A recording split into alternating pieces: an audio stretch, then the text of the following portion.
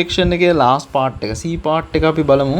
For a simple graph with 6 vertices determine the maximum number of the edges possible. What type of graph is obtained if the graph with 6 vertices contain exactly this maximum number of edges?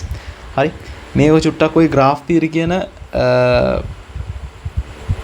lesson එකෙන් එන්නේ. graph theory කියන්නේ ඇත්තටම subject එකක් එක්තරා ආකාරයක. හරි ඒ වගේ එකකදී මම example එකක් කියනවා මේක කොහොමද real time use වෙන්නේ කියලා. Facebook ගන්නකො. Facebook ගත්තාම යාළුවෝ තුන් දෙනෙක් ඉන්නවා මේ විදිහට. අපි එක්කෙනෙක් හිතමු චමත්ක කියලා.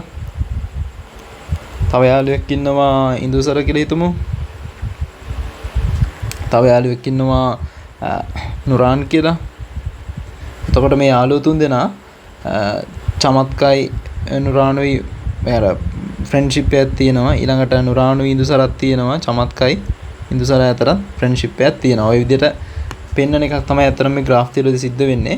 එතකොට මේ එක point එකක් මෙන්න මේ point එකට අපි කියනවා vertices කියලා. හරිද? vertices කියලා කියන්නේ. හරි. මම මේක මේ දිග වැඩි හින්දා මේවා ABC කියලා නම් කරගන්න. හරි. ABC කියලා නම් කරගන්න Facebook උදාහරණයක්. හරි. ABC. එතකොට මේ A කියන පුද්ගලයාට connections දෙකක් තියෙනවා. connections දෙකක් තියෙනවා A to C. මේවට අපි කියනවා degree එකක් කියලා. ඒ කියන්නේ degree of A 2. හරි. degree of B ඒක 2ම තමයි. හරි. ඔන්නෝම තියෙන්නේ. තව එකක් නෑ තිබ්බොත් එම C D කියලා මෙන්න මේ කොහෙන් හරි තිබ්බලා මෙයා මෙයාට join වෙලා නම් එතකොට මේක 3ක් වෙනවා. හරි. degree එක හොයන්නේ කොහොමයි. ඊළඟට මේ අර මෙන්න මේ line රතු පාටින් තියෙන line මේවට කියනවා අපි edges කියලා. හරි. මේ points වලට අපි කියනවා vertices කියලා. හරි.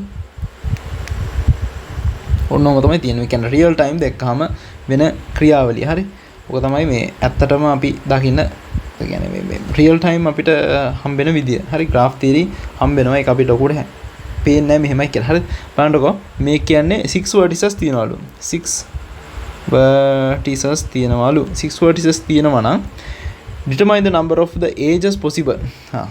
මේකේ මෙන්න මෙහෙමයි equation එකක් තියෙනවා. පොඩි equation එකකට substitute කරන්න තියෙන්නේ for a simple graph